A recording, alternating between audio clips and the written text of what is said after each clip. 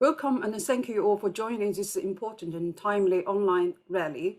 And I'm honored and very pleased to be speaking here along with such a great panel. On 26th of May, US Secretary of State Antony Blinken delivered a speech as an evaluation summary of the Trump administration's Chinese policy. It is also a continuation of the Trump administration's tone towards China and US relations. The Biden administration's action towards China are hostile, and Blinken's speech is also full of smears and attacks on China, which expose the selfishness and the hypocrisy of the United States. Chinese Assistant Foreign Minister and the spokesperson Hua sent over 10 tweets in a row in the following day, giving a point-by-point response to the contents of the Blinken speech. Here are the key points that I would like to share with you. Blinken claims that the US is not looking for conflicts or a new Cold War, yet speech sounds more like a declaration of all-out strategy competition on war against China. Blinken also said the US would defend international law and maintain peace and security. Still, over 80% of the war after World War II were caused by US. Saying the US would protect the rights of individuals and the sovereignty of the nation is a joke. It invaded and managed the regime changes in over 20 countries in the last decades alone. Claim the US doesn't seek to block China from its role as a major power is a liar. If this is the case, why the US being strengthening the Five Eyes? Peddling, quote, put together AUKUS and enhance the bilateral military alliances in China's neighborhood.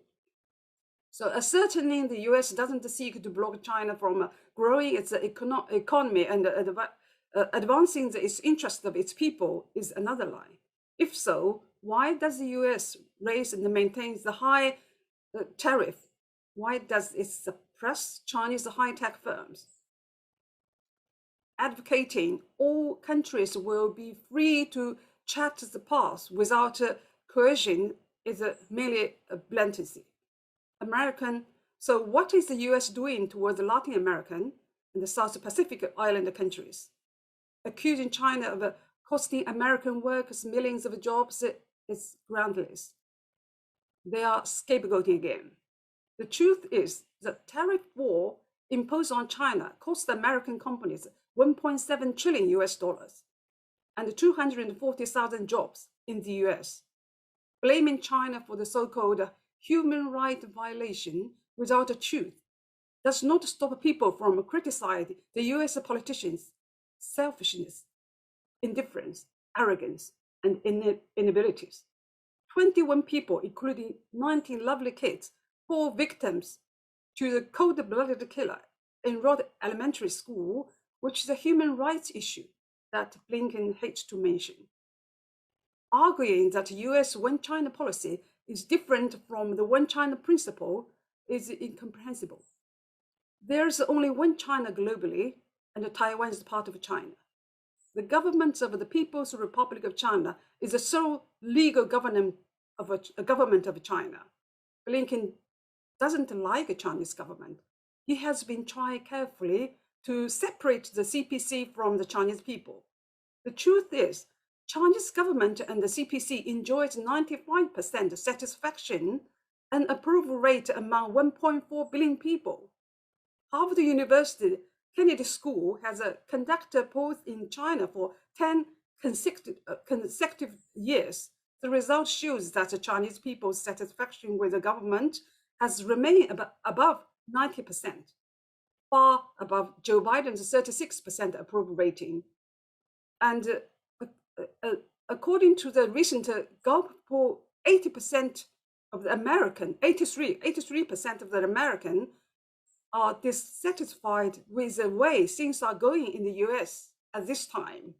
The US itself is the biggest destroyer of the international order today. It has a historic place, domestic law above the international law impose sanctions on other countries of every term, broken treaties and the withdrawing from international borders, interference in the internal affairs of other countries, and frequently wage wars. So in his speech, Blinken talks about how the United States will continue to engage in forced all-around competition with China, completely excited the rhetoric of the Trump administration, and the strategically competition with China was entirely provoked unilaterally by the United States. In his speech, Blinken also repeatedly reiterated that the US does not want to see a new Cold War between China and the US. It is not only hypocritical and also dangerous. The US government has deliberately launched a trade war against China and built a military alliance to contain China in the Asian Pacific region, the so-called Indo-Pacific, not even existing on any map.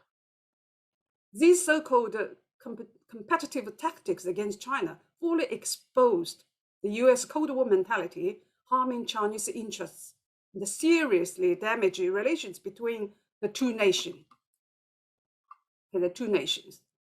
While the US provoked China fiercely and relentlessly, the US wanted China to cooperate, manage risk, and avoid conflict.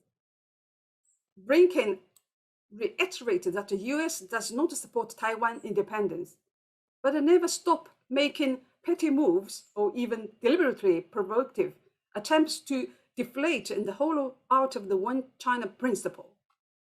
After state the One China principle in black and white, the US has taken it upon itself to enact the Taiwan Relation Act, putting its domestic law above the agreement between China and the US.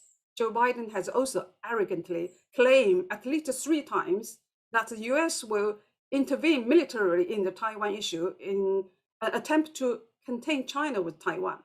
Such a provocation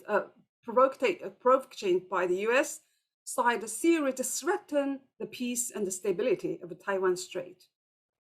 The smear campaign against China's political system and human rights is a constant tactic of the US government.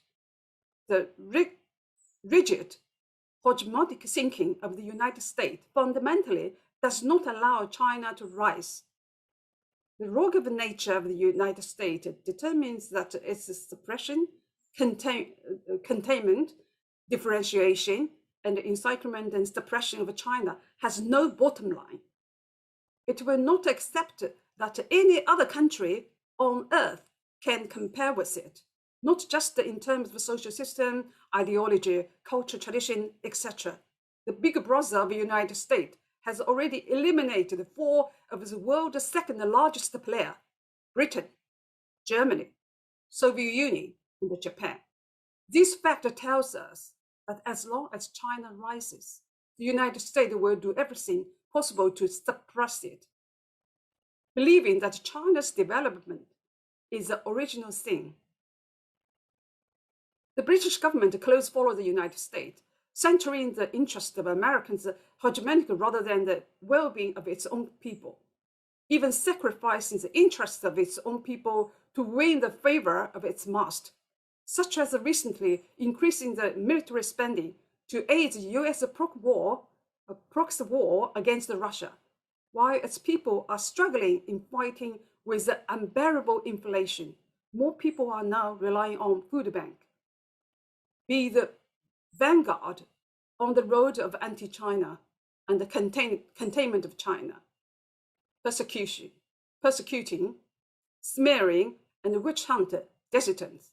It has accommodated and supported Hong Kong independence activists and the goods of democracy and the human right, and has become a hotbed for cultivating radicals.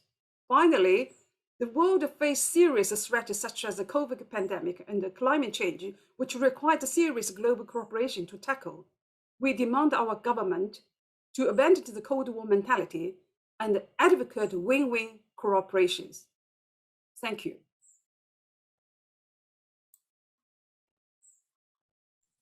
Thank you.